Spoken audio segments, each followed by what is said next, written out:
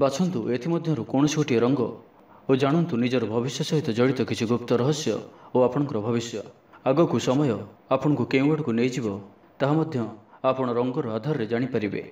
ଦେଖନ୍ତୁ, ଭାରତରେ ରହୁଥିବା ଅଧିକାଂଶ ବ୍ୟକ୍ତି ବହୁତ ଅଧିକ ବିଶ୍ୱାସ ରଖିଥାନ୍ତି।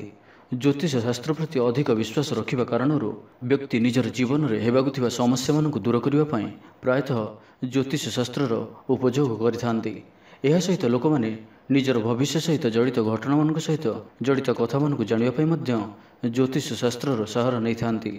ଏଥିପାଇଁ ଆଜିର ଏହି ଭିଡ଼ିଓଟିରେ ଆମେ ଆପଣଙ୍କୁ କହିବାକୁ ଯାଉଛୁ କି ଆପଣ କିପରି ଆମ ଦ୍ୱାରା ଦିଆଯାଇଥିବା 3ଟି ରଙ୍ଗର ବିକଳ୍ପକୁ ବାଛିକରି ଆପଣମାନେ ଆପଣଙ୍କର ଭବିଷ୍ୟ ସହିତ ଜଡ଼ିତ କିଛି ଘଟଣା ଜାଣିପାରିବେ ଓ ଏପରି କିଛି କଥା ମାନ ଜାଣିବେ ଯାହାକି ଆପଣଙ୍କ ଭବିଷ୍ୟକୁ ଆହୁରି ସୁଦୃଢ଼ କରିବ। ତ ଆପଣଙ୍କୁ କେବଳ ଏତିକି କରିବାର ଅଛି କି ଆମ ଦ୍ୱାରା ଦିଆଯାଉଥିବା 3ଟି ରଙ୍ଗ ମଧ୍ୟରୁ ଗୋଟିଏ ରଙ୍ଗକୁ ବାଛିବାକୁ ପଡ଼ିବ। ଏଥିରେ ରହିଛି ନୀଳ, ହଳଦିଆ ଏବଂ ନାଲି ରଙ୍ଗର ସଂକେତ, ଯାହାର ନିର୍ଣ୍ଣୟ ହିଁ ଆପଣଙ୍କୁ ଆପଣଙ୍କର ଭବିଷ୍ୟ ବିଷୟରେ କିଛି କହିବ। ତ ପ୍ରଥମେ ଆପଣଙ୍କୁ 5 ସେକେଣ୍ଡର ସମୟ ଦିଆଗଲା। ବାଛନ୍ତୁ ଗୋଟିଏ ରଙ୍ଗର ସଂକେତ। ଯେଉଁ ରଙ୍ଗଟି ଆପଣଙ୍କର ଅତି ପ୍ରିୟ ଓ ଯେଉଁ ରଙ୍ଗ ଆପଣଙ୍କର ଲକି କଲର୍ ହୋଇଥିବ ତାହା ହିଁ ବାଛନ୍ତୁ। ତ ସଠିକ୍ ତଥ୍ୟ ଆପଣ ନିଶ୍ଚୟ ହିଁ ପାଇପାରିବେ। ତ ବାଛନ୍ତୁ ଗୋଟିଏ ରଙ୍ଗର ସଂକେତ। ଦେଖନ୍ତୁ, ପ୍ରଥମେ ରହିଛି ନୀଳ ରଙ୍ଗ। ଯଦି ଆପଣ ନୀଳ ରଙ୍ଗଟିକୁ ବାଛିଛନ୍ତି ତ ଜାଣିନିଅନ୍ତୁ କି ଆପଣଙ୍କର ଜୀବନରେ ବହୁତ ଲମ୍ବା ସମୟ ଧରି ବିଭିନ୍ନ ପ୍ରକାରର ସମସ୍ୟା ଲାଗି ରହିଛି।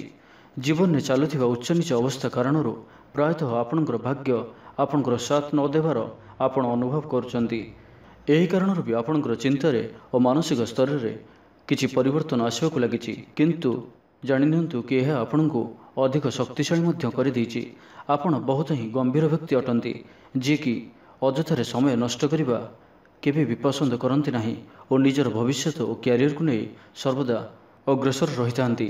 ଓ ଏହା ହିଁ କାରଣ ଅଟେ କି ଆପଣ ଆପଣଙ୍କର ଅନୁଭବ ଓ ଅଭିଜ୍ଞତାର ଆଧାରରେ ନିଜର ଜୀବନରେ ନିଶ୍ଚୟ ହିଁ ସଫଳତା ଲାଭ କରିବେ। କିନ୍ତୁ ଆପଣ କୌଣସି ବି ନିର୍ଣ୍ଣୟ ନେବାରେ ସର୍ବଦା ଦ୍ୱନ୍ଦ୍ୱାତ୍ମକ ସ୍ଥିତିରେ ରହିଥାନ୍ତି। ଯେଉଁ ବି କାମକୁ ବା ଯେଉଁ ବି କାର୍ଯ୍ୟକୁ ଆରମ୍ଭ କରିବେ ଆପଣ ସେହି କାର୍ଯ୍ୟକୁ ହାତକୁ ନେବା ପୂର୍ବରୁ ବହୁତ ଅଧିକ ଚିନ୍ତା ବିଚାର କରିଥାନ୍ତି। ଏହା ଭଲ, କିନ୍ତୁ ଏହି ସ୍ୱଭାବ କାରଣରୁ ସମୟ ସମୟରେ ଆପଣ ଭଲ ସୁଯୋଗକୁ ମଧ୍ୟ ହାତଛଡ଼ା କରିଦେଇଥାନ୍ତି। ତ ଆପଣଙ୍କର ଏହି ସ୍ୱଭାବକୁ ବଦଳାଇବାର ଅଛି ଓ ଭଲ ସୁଯୋଗକୁ କେବେ ବି ହାତଛଡ଼ା କରନ୍ତୁ ନାହିଁ। ଆପଣ ଅବିବାହିତ ହୋଇଥିଲେ ଓ ବିବାହିତ ହୋଇଥିଲେ ନିଜର ଜୀବନସାଥୀଙ୍କର କଥାକୁ ଶୁଣନ୍ତୁ। ଆପଣ ଜୀବନରେ ନିଶ୍ଚୟ ହିଁ ସଫଳ ହେବେ। ଏବେ ଆସନ୍ତୁ ଜାଣିବା, ଯଦି ଆପଣ ହଳଦିଆ ରଙ୍ଗଟିକୁ ବାଛିଛନ୍ତି ତ ଜାଣିନିଅନ୍ତୁ କି ଆପଣ ବହୁତ ହିଁ ଧୈର୍ଯ୍ୟବାନ, ବିବେକବାନ ଓ ଜ୍ଞାନୀ ବ୍ୟକ୍ତି ଅଟନ୍ତି। ଯେଉଁ କ୍ଷେତ୍ରରେ ବି ରହିଥାନ୍ତି ଉଚ୍ଚ ସ୍ଥିତିରେ ରହିଥାନ୍ତି। ପବିତ୍ର ସ୍ୱଭାବ ସମ୍ପନ୍ନ ବ୍ୟକ୍ତି ହୋଇଥିବାରୁ ଆପଣ ସମସ୍ତଙ୍କର ପ୍ରିୟ ହୋଇଥାନ୍ତି। କିନ୍ତୁ ଆପଣଙ୍କର କ୍ରୋଧ ଓ ଚିଡ଼ିଚିଡ଼ା ସ୍ୱଭାବ ମଧ୍ୟ ଅଧିକ ରହିଥାଏ। ଟିକେ ଟିକେ କଥାରେ ରାଗିଯିବା ଭଳି କିଛି ଗୁଣ ଆପଣଙ୍କଠାରେ ରହିଥାଏ। ଏଥିପାଇଁ ପ୍ରାୟତଃ ଲୋକମାନେ ଆପଣଙ୍କୁ ଭୁଲ ବୁଝିଥାନ୍ତି। କିନ୍ତୁ ଯେଉଁମାନେ ଆପଣଙ୍କୁ ସଠିକ୍ ଭାବରେ ଜାଣିଥାନ୍ତି ସେମାନେ କେବେ ବି ଆପଣଙ୍କୁ ତ୍ୟାଗ କରନ୍ତି ନାହିଁ ଓ ସର୍ବଦା ଆପଣଙ୍କ ସହିତ ରହନ୍ତି। ତା ସହିତ ଆପଣ ବହୁତ ଅଧିକ ଖର୍ଚ୍ଚ ସ୍ୱଭାବର ବ୍ୟକ୍ତି ମଧ୍ୟ ଅଟନ୍ତି। ଏହି କାରଣରୁ ମଧ୍ୟ ଆପଣଙ୍କ ଜୀବନରେ ବହୁତ ପ୍ରକାର ସମସ୍ୟା ଆସିଥାଏ। ଏହା ସହିତ ଆପଣ ଆପଣଙ୍କର ଭବିଷ୍ୟ ପାଇଁ ଧନ ସଞ୍ଚୟ କରିବାରେ ପ୍ରାୟତଃ ଅସମର୍ଥ ହୋଇଥାନ୍ତି। କିନ୍ତୁ ଆପଣ ଏହା ଜାଣିନିଅନ୍ତୁ କି ଗୋଟିଏ ନିଶ୍ଚିତ ସମୟସୀମା ମଧ୍ୟରେ ଆପଣଙ୍କର ଜୀବନରେ ବହୁତ ବଡ଼ ପରିବର୍ତ୍ତନ ଆସିପାରେ। ତାହା 21 ବର୍ଷ, 37 ବର୍ଷ କିମ୍ବା 43 ବର୍ଷ ହୋଇପାରେ। ଗୋଟିଏ ନିଶ୍ଚିତ ବୟସ ଯିବା ପରେ ଆପଣଙ୍କ ପାଖକୁ ଏତେ ଧନ ଆସିବ କି ଆପଣ ଯାହା ସ୍ୱପ୍ନରେ ବି ଭାବିନଥିବେ।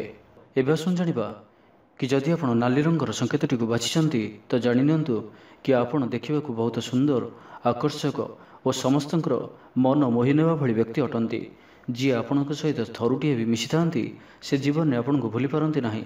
ଆପଣ ପ୍ରାୟତଃ ଅଧିକ ଗପିବାକୁ ପସନ୍ଦ କରନ୍ତି ଏବଂ ସର୍ବଦା ହିଁ କାହା ସହିତ ରହିବାକୁ ଓ ଖୁସିରେ ରହିବାକୁ ପସନ୍ଦ କରିଥାନ୍ତି।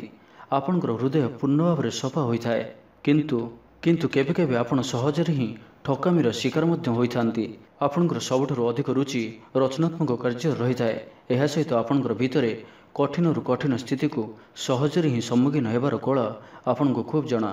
ଆପଣଙ୍କର ଏହି ବିଶେଷ ଗୁଣ କାରଣରୁ ଆପଣ ନିଜର ଭବିଷ୍ୟ ନିଜେ ହିଁ ଲେଖିଥାନ୍ତି।